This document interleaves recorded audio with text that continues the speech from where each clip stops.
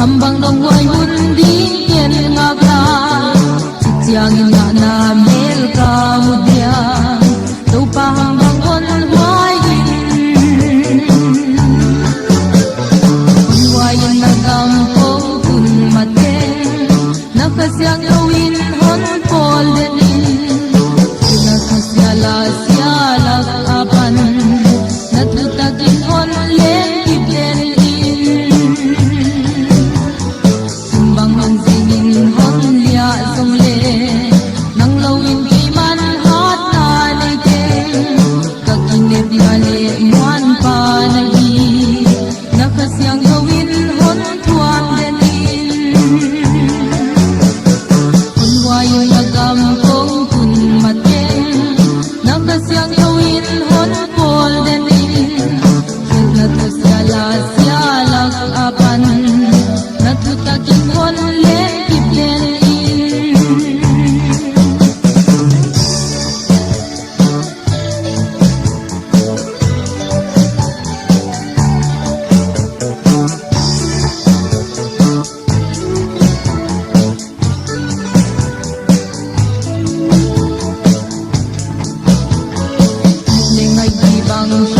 sa dito